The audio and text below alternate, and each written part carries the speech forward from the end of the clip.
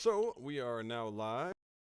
Thank you everyone for coming. I feel like there's a little bit more to talk about this week's Fireside. At least for me, it's definitely been some stuff I've been working on.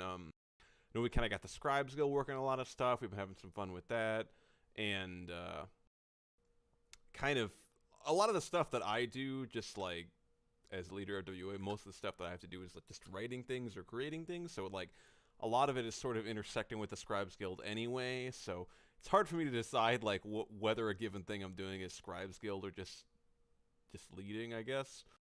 But I have been doing a lot of stuff regardless, and a lot of it has been Codex. The Codex of the Iceer, which is on Uko. It's also on the forums. I've been starting to update some entries. Pato made a new format for member entries that sort of has pieces of information kind of divided up, like name, titles, house, family, etc. It's a little bit easier to read, which is great. So we're going to try to use that for all the member entries, but there's a lot of member entries to go through, so that's going to take a while. But we got a little bit of a start. Did some of them. I also added a couple entries, just like some random ones, like I know Friggs, Fate Weavers, Hell's Raiders, adding warband entries for that. Just a couple things like that, updating some. I also went through and updated some mark boards. There's some more of that to do because I created 4 new marks that I'm procrastinating. There's a Secret Odin mark, there's an Alpha Blot, aka Halloween mark, and there's 2 festival marks. So now there's officially a mark for all 4 of the House Commander festivals. So I will have to get all those added and figure out who gets what. And yeah, if anybody doesn't have a mark board, I can easily make one. And and a mark guide is probably the next thing I'm gonna work on. I'm almost done updating the Dippity Relics tradition thing, so I'm gonna finish that, get that all updated, and then probably make a new mark guide, which just I want to make a better one where it's just one thing. So like right now, there's like a big text document and there's like a couple of pictures. I'm just gonna get rid of all that and just create probably one text document that just has images of all the marks, says the names of all the marks, and then says how you get all the marks, and then just have that all in there. And I'll probably put it in, yeah, as just like a big image that it just has that, so it's easier to read. Other than that, updated the handbook and the pocket guide, mostly just kind of housekeeping stuff, like adding the new warbands, a couple of different Huskarl changes that I had to edit, and I made it a little bit shorter. I think I made a couple of random sentences in it. I just like shortened them, which doesn't make that much of a difference, but something. And then lastly, Scribes Guild, we made an official WA recruitment post, so we added that, and that is now in the recruiting guide, which is updated, and I'll probably post it on the forums somewhere too, just in case, but that's like the main place you can find it, is in the official WA recruiting guide. I think that's about all I've been working on.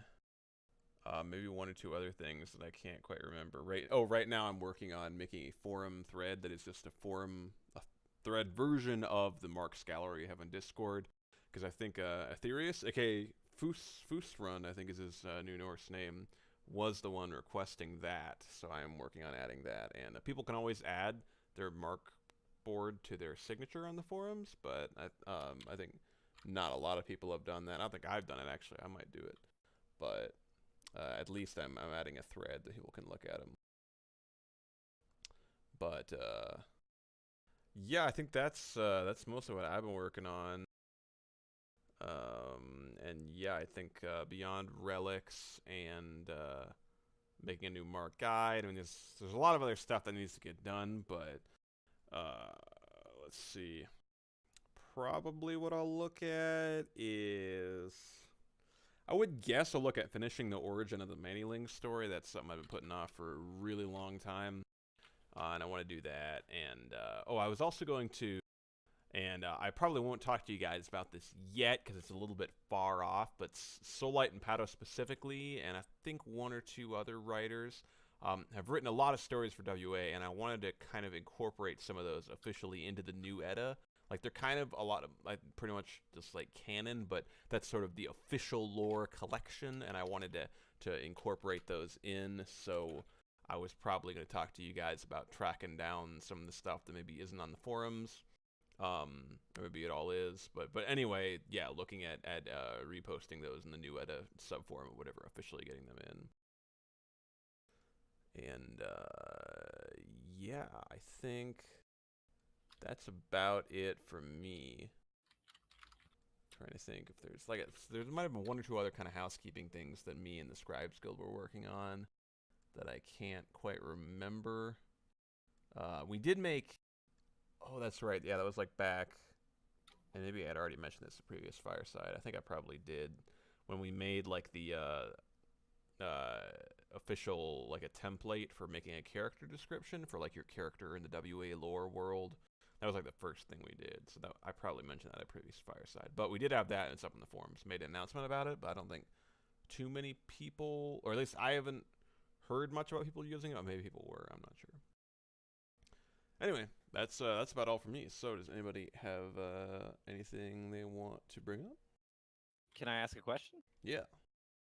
Are you still working on that thing that we can't mention? I'm very curious as to what you had in mind with that thing. Assuming you're talking about the thing I think of.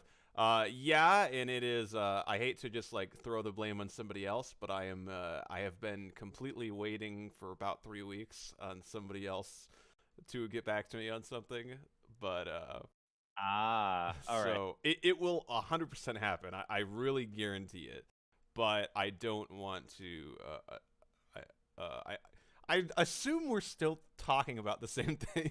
But I would hope so. Either way, I know you're working on something, and I know that it's been not top secret, but just in the works. yeah, it's definitely happening. I just like confusing people. Yeah. Yeah, I hate to like keep saying it's happening without like something concrete, but it's kind of just like it's gonna be one big announcement that I'll make, or sort of a collection of little announcements. But yeah, I'm waiting on somebody to get back to me regarding that. All right. But hopefully it will be soon. TM. Anybody have anything else? Oh, I am going to add Ricky's Dippity chart to our House Dippity like official forum threads and stuff like that. I think it's going to take a while because we have kind of a lot of different nooks and crannies that I've stuffed like a little introduction to House Dippity brochure in, and I have to track them all down and edit them all. But I think probably what I'll have is I'll have our chart that just lists just the active members and Ricky's chart, because I think you know, thinking about it, it's quite true they both are have some useful qualities for sure. I mean, it's cool to see just like the whole lineage like Ricky did, and I'm sure it took him a long time to put that together. So I do want to forever. I imagine, yeah. So I do want to add that. So I'll probably yeah, I'll have to find all the spots in the forums and stuff that it's pinned and in-house Dippity chat probably if it isn't already. But yeah, I'll be adding that to the official stuff, everything. I don't know how else to phrase it, but yeah, I'll be tracking down wherever we have lineage charts and adding that.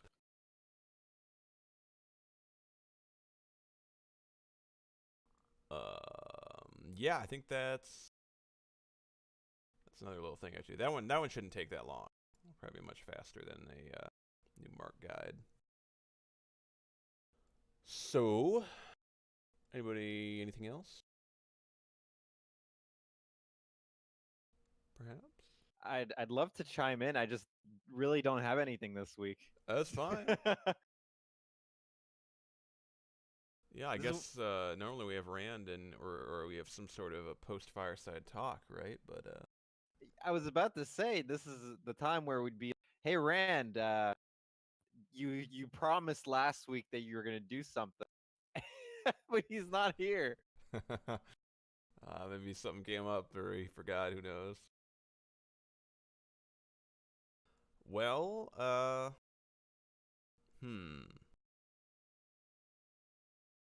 I guess I could talk about something. Let's see. Did I write down? I should have written down if I can find the right document where I wrote down I had a couple of things. Let's see here.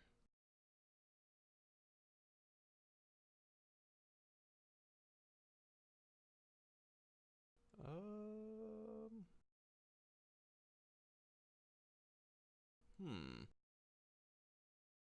I could have sworn I had a text document where I had written down a couple of topics I was going to talk about, but I can't seem to find it. Yeah, because one time you talked about Kuzi's adventure there, Yeah. and Oh then wow! Speak of the devil. There he is. you had, didn't you have the Stone Stars one lined up? What did I miss? Yeah, I just written down the topics. I was just talking about them just purely out of my memory, but Raud I just said your name, and as she said your you popped in. I'm everywhere. complete with evil laugh. Well, I can talk about one of those if you guys want, or we can just Talk wait till about the next Stone week. Stars. Okay. Let's see. Where to begin? Founding. The founding of the Stone Stars. Yeah, well, that's a little bit interesting because the Stone Stars were founded by Verstein. Um, and that was way back in probably 2012, I believe. And Dane actually chipped in. I think it was like the $15 you need to create a clan in game in World of Tanks. And so Dane actually Wow. came up with the name Stone Stars, which is a little bit because Verstein means divine rock, I believe. Stein meaning stone, so I believe that that had something to do with the Stone Star's name, but I'm not entirely sure in the origin of that. But they came up with the motto "Stalwart as Stars." So yeah, that was back in 2012. That was the year Conungremir was recruited and Ofnir was recruited. Two figures that would kind of clash a lot over the years. And yeah, I think for a while the Stone Stars were just kind of going strong. There was a lot of recruiting through Verstein and through Ofnir primarily, because then the Stone Stars became primarily just the Himinling family, which was an offshoot of the Natling family. Natlings used to be Yormlings and the Himinlings, and those are the two halves. Himinlings, of course, all gone. Now, save for Zadaris, was a Himinling. He was recruited by Ofnir, but now they were reabsorbed back into the Natling family. So it was those and the Verlings, which was Verstein's family. So yeah, I mean, over the years, Stone Stars honestly kind of became one of the biggest divisions in WA, like kind of the new home of WA, because the Eisengrim, and that's like a whole other thing with the Eisengrim, but I feel like the Eisengrim for most of WA never quite felt like WA's home, even if the Eisengrim might have been really active and very organized and really successful in like esports, even kind of, because they kind of felt like something alien that Dane built somewhere else rather than something WA. And yeah, so for that, I think the Stone Stars kind of seemed like the home base of WA, because Olaf's Berserkers and League of Legends would be the other candidate, but in those early few years, Olaf's Berserkers was there, but I think the Stone Stars probably were bigger. But those were kind of the main two divisions of WA anyway. For a long time, after StarCraft 1 kind of was fading away, it was League of Legends and World of Tanks. But anyway, the Stone Stars, yeah, were pretty integral to WA, but it was around the time when, so me and Conundrum were both playing with Stone Stars a lot, starting in 2015 or so. And it was then that I want to say I shot up the ranks. Like, it's not really right because I had hit rank like captain and stuff before, but then I kind of took a leave of absence after kind of, yeah, the thing with me being Lord of Hostipity, the stuff I talked about last time actually. I think I mentioned that I was gone for about a year. Then I kind of came back and I was kind of hanging out, I guess.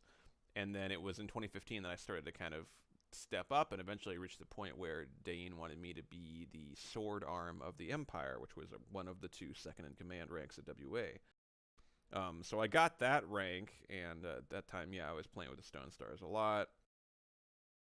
And I guess, I don't know, it sort of gives you some perspective when you get a leadership rank, where if you're just like, you know, a scout or whatever, you kind of are concentrating mostly on gaming, I think. It's probably still true today. You're mostly concentrating on just hanging out with your friends and gaming and whatnot, and it's pretty rare that you'd be like judging people for like, or like looking at like, oh, how do we behave, or like what's our what standard of behavior do we have, like are we being immature or whatever. You're just like whatever, just having fun. But I think by the time I got promoted to sword armor of the Empire, were you saying something? Oh, sorry. I No, said no, that no loud. We can hear you typing. problem.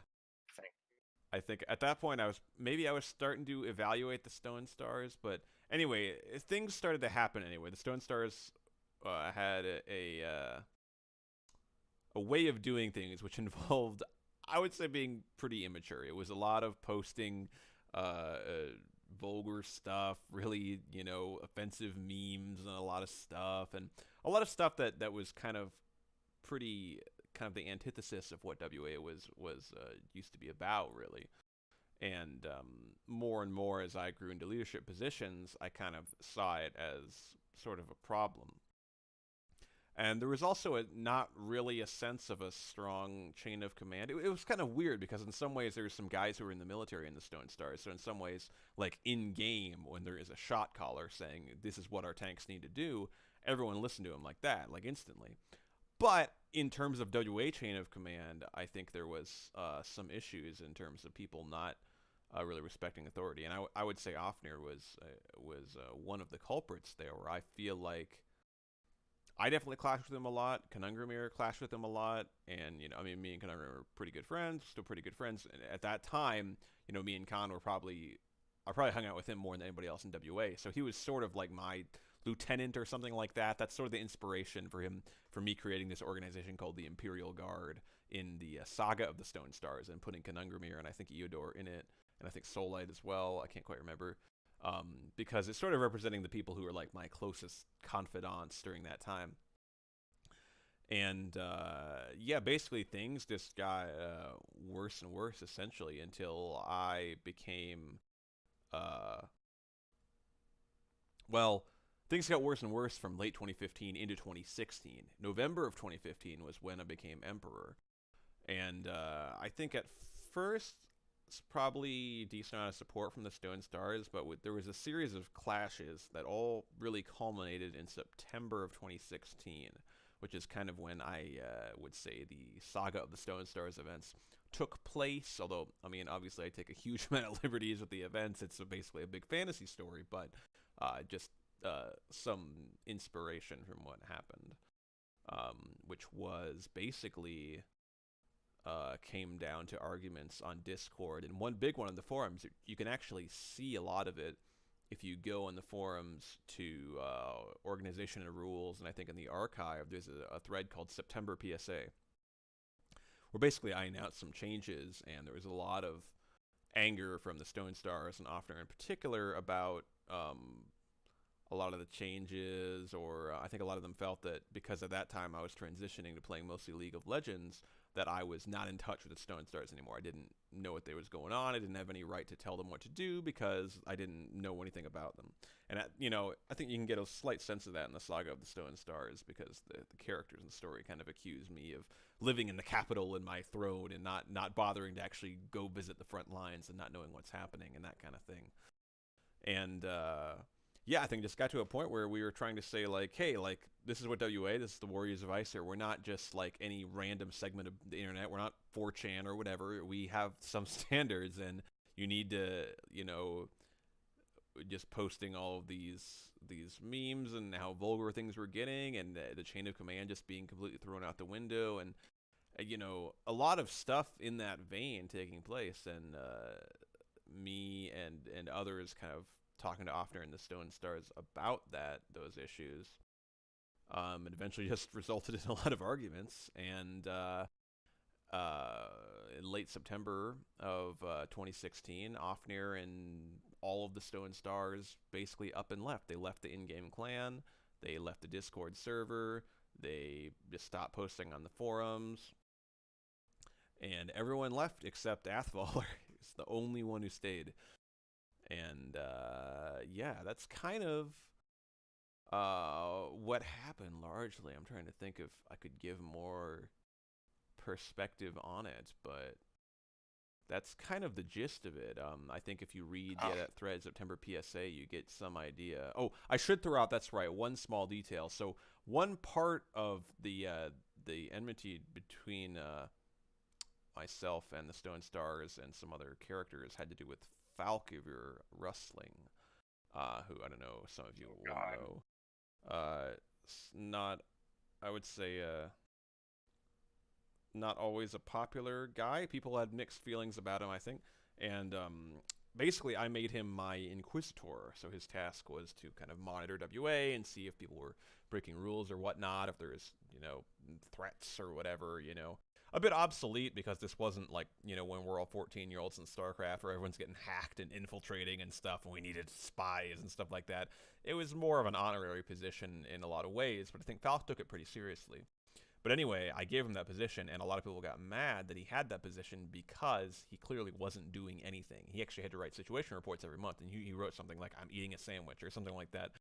Something stupid, and that made people very angry, and that made Ofnir angry as well. And I believe it was in the September PSA that I got rid of the Inquisition and Falkivir's position.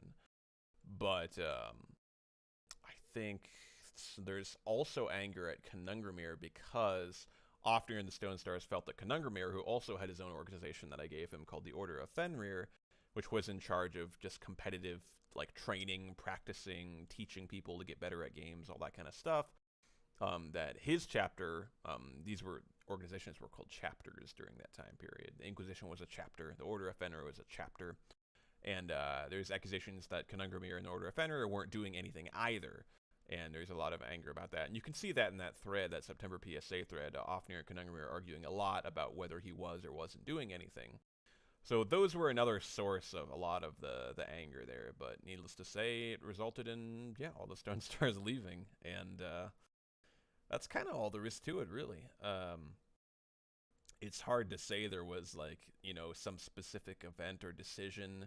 It was mostly just the Stone Stars, I think, wanted to just do whatever and really operate as their own unit, which I guess they got because they all left and formed their own new clan, I believe. And WA, we wanted to enforce some standards and not just be, we're not trying to be fascist or whatever, but we're trying to enforce rules. And, there's obviously a conflict of interest between those two, and Stone Stars wound up leaving because of it. If I could just jump in a second. I'm done, so go ahead. Okay. Oh, great.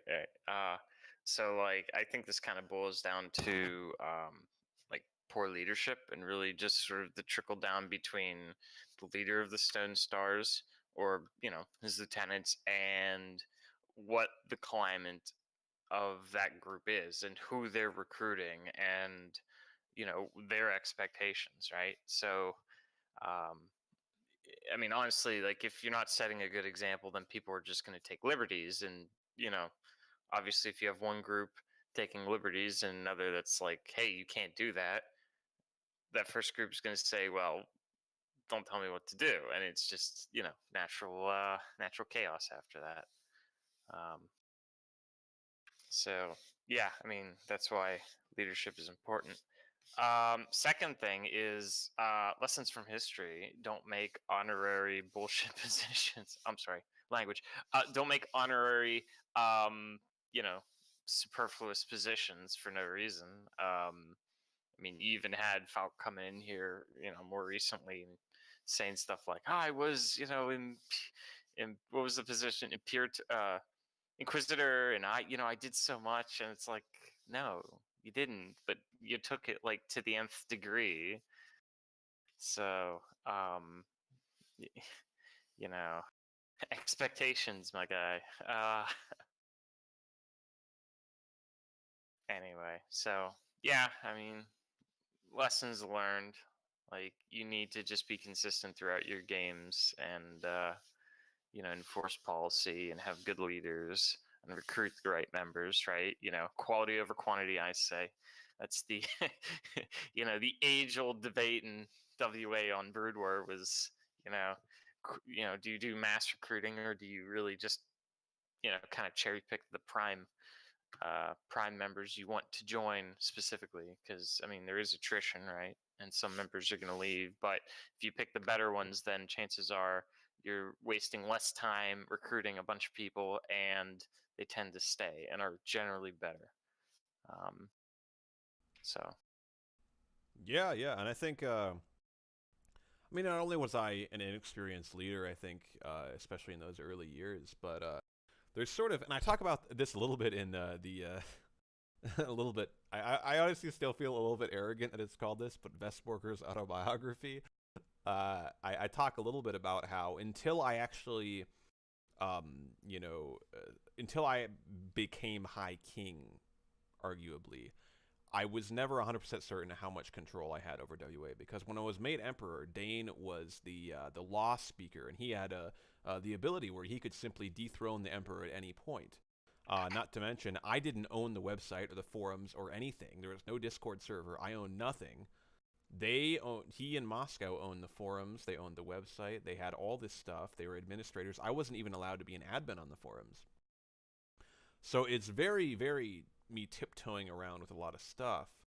Especially Falk was very close friends with Moscow, so that was sort of this whole trio there that I didn't want to annoy, a lot of stuff like that.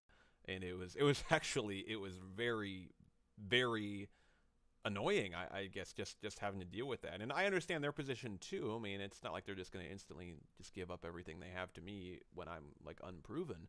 But I definitely needed to get to a point where I had the website and I had the forums, I had everything to feel like I could really lead the way I wanted to. And yeah, so I think that was some part of it. And also another aspect was a lot of the leaders at that time, when I just became a leader in WA, were not leaders that I had appointed at all.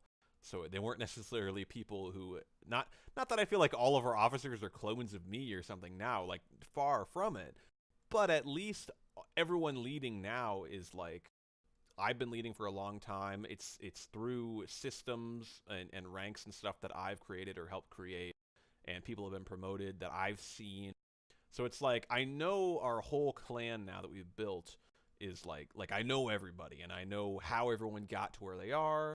And it's nothing where I'm just like, oh, now I'm the leader, but this guy was already a Jarl of the Stone Stars or whatnot. I'm not stuck with previous administration's holdover officers that might, because I think officers in the Stone Stars and myself just operated differently, really. Jeez, Vest, you're making this too easy for me. You said tiptoeing around those guys. Now you know how I felt. Oh yeah, I get it completely. I mean, it's Yes. so perspective changing once you get to like the top of the mountain or something, and you can see it all the way down, and you're like, or I mean, some other metaphor, but immediately it's like completely flip flop, where you're like, oh, You go from middle down to middle up, and your concerns just completely change. Mm-hmm. Oh, I had another thing. What was it? That was the tiptoe thing. Shoot, what was the last thing you said? Oh, the members, yeah. So, not to get into too much here, obviously, but like, you know, one of the chief grievances of Moscow was he never went through the rank, and look how that turned out. I think any leader worth their salt has gone through the majority of the ranks and has led, some kind of lieutenant or huscarl capacity for some amount of time. I mean, you get to that point, you know what it's all about. Yeah. For sure, and I know we had some arguments at the start in March of 2018, where when we started this first Viking era, there is some arguments because we had Solite and Foldmather starting off in the Jarl positions, and you and Eudor starting off in the Skald positions. But the reality is, all four of those names, all four of you guys, started off as brand new recruits and worked your way through the ranks. I mean, Kusi many times, Solite did, Fold did, Eudor did many times, and I mean, yeah, it's the reality. Is I mean, me too. Is we all did it, you know, and so there's at least Everyone. now there's no no honorary, no No, rank jumping. Yeah. Everyone's had to play babysitter to the channel at one point or another. Yeah.